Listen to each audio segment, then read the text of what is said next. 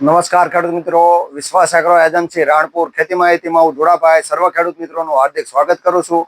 તો ખેડૂત મિત્રો, હવે જેમ જેમ સમય નજીક આવતો જાય છે એમ કપાસના બિયારણની પસંદગી માટે ખેડૂતો નીકળે છે. અને હવે આ મે મહિનો પૂરો થવાની તૈયારીમાં છે અને જૂન મહિનામાં હવે ધીમે ધીમે કપાસનું વાવેતર થવાની શરૂઆત થવા જઈ રહી છે. ત્યારે ખેડૂત માટે ઘણો બધો મૂંઝવતો પ્રશ્ન હોય કે ભાઈ આપણે કેવા કપાસનું બિયારણ લેવું, કે આપણે ગઈ વખતે બિયારણ કર્યું હતું તો એ સારું નતું થયું, તો આ વર્ષે કેવું બિયારણ લઈએ તો સારું થાય. તો એના વિશેની આજના વિડીયોમાં આપણે ખેડૂત મિત્રો વાત કરવાના છીએ. તો હું વિશ્વાસ એગ્રો એજન્સી ધોળાભાઈ, ખેડૂત મિત્રો તમને 10 એવા મુદ્દા વિશે આજના વિડીયોમાં ચર્ચા કરવાના છીએ, જેના વિશે વાત કરીએ તો એ વાતમાં તમે શાંતિથી ધ્યાન આપજો અને એ વાત જાણીને તમે જો બિયારણની પસંદગી કરશો તો તમને ઘણો બધો ફાયદો થશે. આ 10 મુદ્દાની આપણે ક્રમશઃ ચર્ચા કરશું, જેથી કરી ખેડૂતો વધુ ઉત્પાદન મેળવી શકે અને ઉત્તમ ગુણવત્તાવાળું બિયારણની પસંદગી કરી શકે. તો ખેડૂત મિત્રો, આજના વિડીયોમાં આપણે ટોપ 10 એવા મુદ્દાની ચર્ચા કરવાના છીએ કે જેથી જે મુદ્દાને ધ્યાનમાં રાખી અને ઉત્તમ ગુણવત્તાવાળા કપાસના બિયારણની ખેડૂત મિત્રો પસંદગી કરી શકે. અને એ 10 મુદ્દામાં ખાસ જો ધ્યાન આપવામાં આવે અને વ્યાપારીને પ્રશ્ન પૂછીને બિયારણની પસંદગી કરવામાં આવે અથવા તો બિયારણના લક્ષણો આપણે ધ્યાનમાં રાખીને પસંદગી કરવામાં આવે તો ઘણી વખત આપણે સરસ મજાનું આપણને બિયારણ મળતું હોય છે. તો ખેડૂત મિત્રો, બિયારણ એ પાયાની વસ્તુ છે. એની પસંદગી કરતી વખતે એના લક્ષણો જોઈ વિચારી ચકાસી અને આપણી જમીન, આબોહવા કે અલગ અલગ ઘણા બધા મુદ્દા, એવા 10 મુદ્દાની આપણે ચર્ચા કરીશું. એ 10 મુદ્દાની કાળજી રાખી અને આપણે એ 10 લક્ષણોને ધ્યાનમાં રાખી જો બિયારણની પસંદગી કરશું તો સારું એવું બિયારણ મળશે. તો એમાં ખેડૂત મિત્રો, આપણે સર્વપ્રથમ વાત કરીએ તો પહેલો મુદ્દો છે કે લક્ષણોમાં, અથવા તો પહેલું લક્ષણ છે તો કપાસનું બિયારણમાં કેવા લક્ષણો હોવા જોઈએ. તેમાં સર્વપ્રથમ લક્ષણ છે એક તો સારા ઉગાવા વાળું બિયારણ હોવું જોઈએ. તો ખેડૂત મિત્રો, આપણે જ્યારે બિયારણ સોંપીએ છીએ ત્યારે આપણને એનો ઉગાવો સારામાં સારો મળવો જોઈએ. ટૂંકમાં 85 થી 90% ઉગી નીકળે એવું સરસ મજાનું બિયારણ હોય તો ખેડૂત મિત્રો તમને સારો ઉગાવો મળે. તો શરૂઆતથી જો તમારે જર્મિનેશનમાં ઇસ્યુ આવે અથવા તો સારું જર્મિનેશન ના આવે તો આખું વરા બગડતું હોય છે. તો બિયારણનું સર્વપ્રથમ લક્ષણ છે કે સારો ઉગાવો મળવો જોઈએ. ઘણી વખત એવું થાય છે ખાલા પડે તો ખેડૂત મિત્રોના છોડવા ઊંચા નીચા થઈ જાય છે અને આખા ખેતરમાં સારું ઉત્પાદન આવતું નથી. એટલે જો 85 થી 90% ઉપર જર્મિનેશન હોય તો એ સારો ઉગાવો નીકળે. ઘણી વખત તો અત્યારે ડ્રીપના સમયમાં લગભગ 100% સુધી જર્મિનેશન કે 95% સુધી સારામાં સારું જર્મિનેશન મળતું હોય છે. એટલે કપાસનું બિયારણનું પ્રથમ લક્ષણ છે એક તો સારો ઉગાવો મળવો જોઈએ. એટલે સારું ઉગાવો મળે અથવા તો એ ઉગાવાને પાછળ પેકેટમાં એના જર્મિનેશનના ટકા પણ ઘણી બધી કંપનીઓ લખતી હોય છે.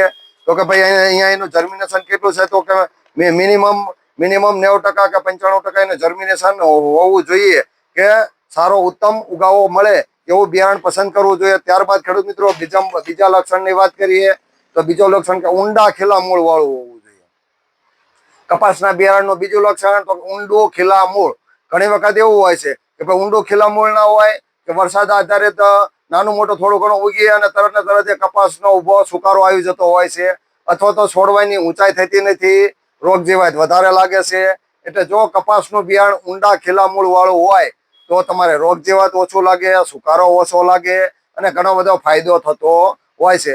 ત્યારબાદ આપણે ત્રીજા લક્ષણની વાત કરીએ કે એક તો બીજું લક્ષણ કે ઊંડા ખીલા મૂળ વાળું. ત્યારબાદ ત્રીજું લક્ષણ તો કે એ છોડની ડાળીઓ વધારે ફૂટવી જોઈએ. ટૂંકમાં સિમ્પોડિયમ મોનોપોડિયાની સંખ્યા સારામાં સારી હોય કે ડાળી અને પેટા ડાળીની સંખ્યા વધારે હોય એવો છોડ હોય તો ખેડૂત મિત્રોને વધારે ઉત્પાદન આપે.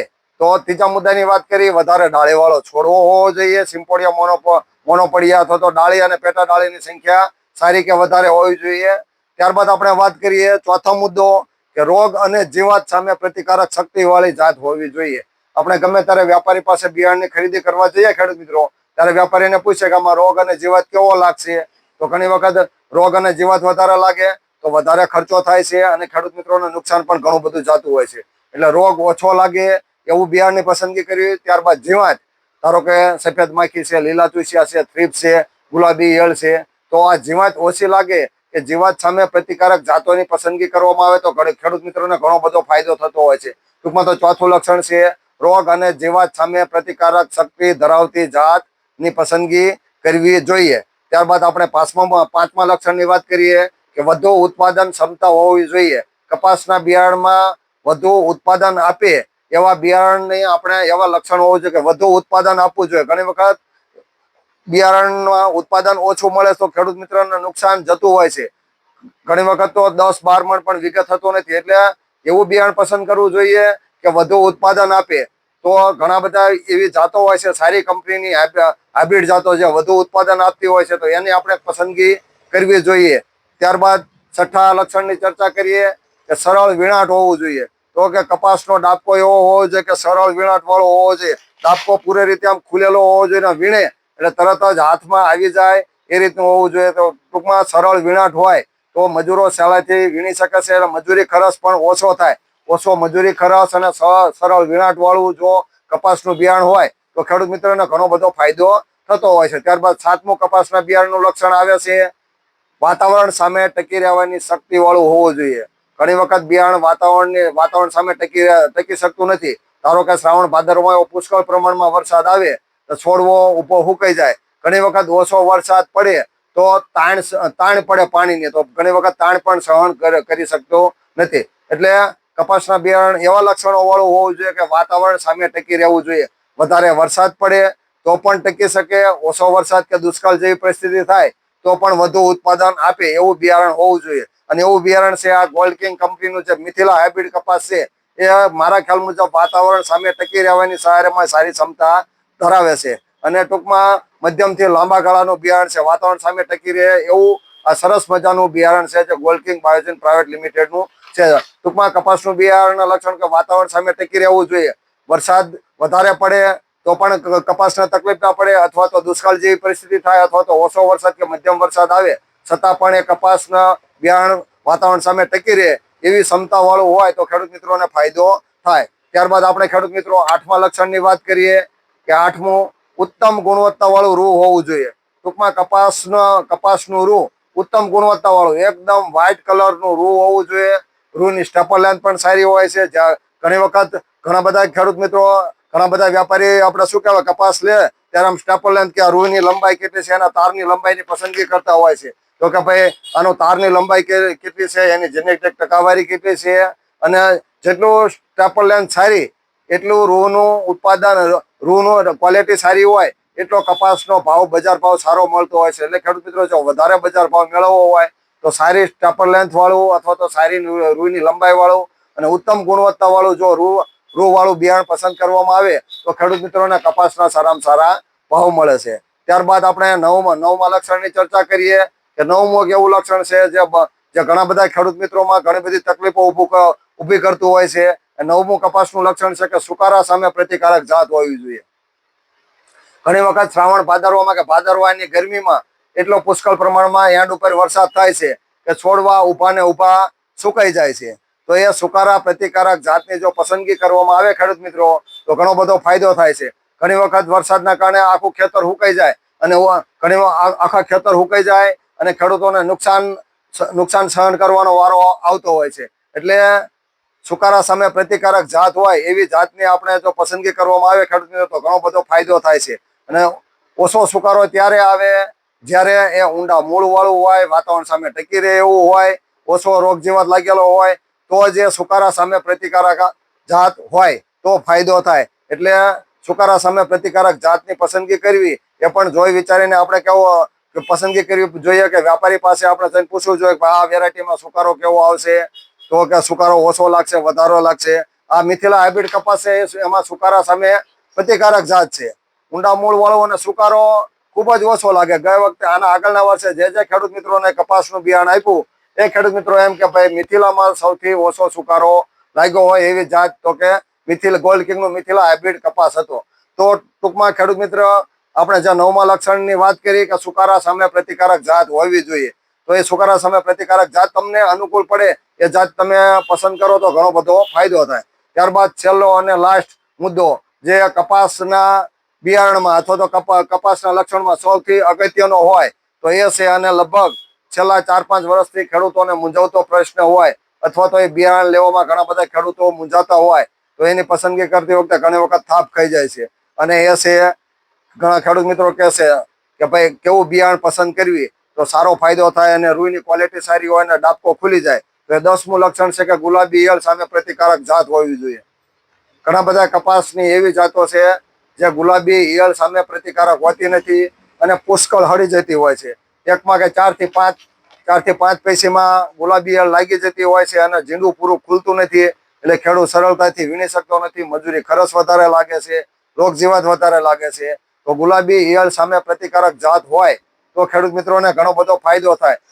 એવી ઘણી બધી કપાસની વેરાયટી એવી છે જે ઓછી ગુલાબી ઈયળ આવતી હોય એવી જાતની ખેડૂત મિત્રોએ પસંદગી કરવી જોઈએ. ટૂંકમાં કપાસનું છેલ્લું અને 10મું લક્ષણ કે વ્યાપારીને પૂછવાનું કે ભાઈ આમાં ગુલાબી ઈયળ ઓછી આવે એવું બિયારણ મને આપો. તો 10મું લક્ષણ છે કપાસમાં ગુલાબી ઈયળ સામે પ્રતિકારક જાત આપણે પસંદગી કરવી તો ખેડૂત મિત્રોને ઘણો બધો ફાયદો થાય.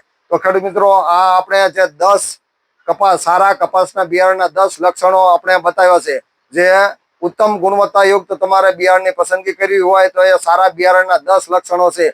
અને આ 10 લક્ષણો તમે વ્યાપારીને પૂછી અને કે ભાઈ આ કપાસના બિયારણના સારા 10 લક્ષણો વાળું બિયારણ લેવું છે અને એને એ રીતે તમે પસંદગી કરો તો તમને ઘણો બધો ફાયદો થાય. તો 10 લક્ષણો હું એકવાર બોલી જાઉં છું. ટૂંકમાં સારો ઉગાવો હોવો જોઈએ, ત્યારબાદ ઊંડા ખીલામૂળ વાળું હોવું જોઈએ, વધારે ડાળી વાળો છોડવો હોવો જોઈએ, રોગ અને જીવાત ઓછું લાગે એવું હોવું જોઈએ, ત્યારબાદ વધુ ઉત્પાદનની ક્ષમતા વાળું હોવું જોઈએ. 6થું લક્ષણ તો સરળ વિણાટ અને મજૂરી ખર્ચ ઓછું લાગે એવું હોવું જોઈએ. ત્યારબાદ 7મું કે વાતાવરણ સામે ટકી રહેવાની ક્ષમતા ધરાવતું હોવું જોઈએ.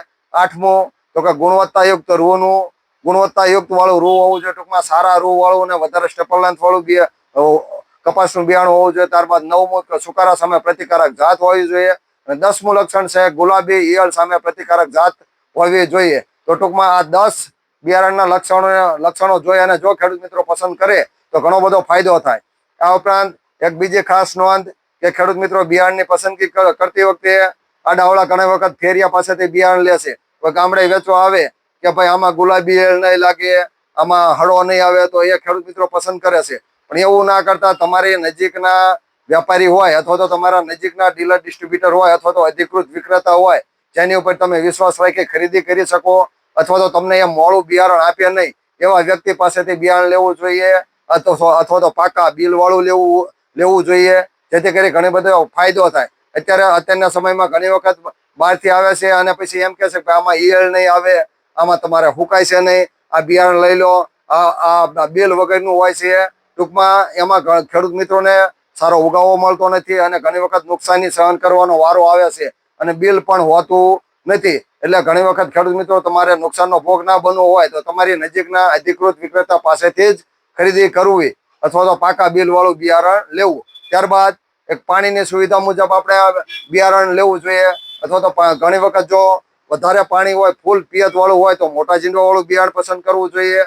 મધ્યમ પિયત હોય તો મધ્યમ ઝીંડવા વાળું પસંદ કરવું જોઈએ અથવા તો સાવ બિન પિયત હોય તો એક મધ્યમથી નાના ઝીંડવા વાળું જો બિયારણ પસંદ કરવામાં આવે તો ઘણો બધો ફાયદો થતો હોય છે. તો ખેડૂત મિત્રો આજના વિડીયોમાં આપણે બિયારણની પસંદગી કરતી વખતે ઉત્તમ ગુણવત્તાયુક્ત કપાસના લક્ષણો કેવા હોવા જોઈએ 10 લક્ષણોની મેં મારા અનુભવ મુજબ તમને સરસ મજાની માહિતી આપી છે. અને જો તમે આ 10 લક્ષણોને ધ્યાનમાં રાખી અને તમે જો કપાસનું બિયારણ લો અથવા તો તમે વ્યાપારીને પૂછો કે આ તમારા કપાસના બિયારણમાં 10 પ્રકારના લક્ષણો છે તો જ તમે બિયારણ લો તો તમને ઘણો બધો ફાયદો થાય. તો ટૂંકમાં ખેડૂત મિત્રો બિયારણ એ પાયાની વસ્તુ હોવાના કારણે તમે જો ઉત્તમ ગુણવત્તા વાળું બિયારણની પસંદગી કરશો તો તમને વધુ સારું ઉત્પાદન મળશે અને ઓછા ખર્ચે વધુ ઉત્પાદન મળે તો આપણે ખેડૂત મિત્રોનું કે આપણે ખેડૂતોનું જીવન ધોરણ સુધરે તો એની આપણે ખાસ પ્રકારની કાળજી રાખી અને આપણે કપાસનું બિયારણનું પસંદગી કરશું. અને 10 બિયારણના લક્ષણોને ધ્યાનમાં રાખી અને કપાસનું બિયારણ લેવામાં આવે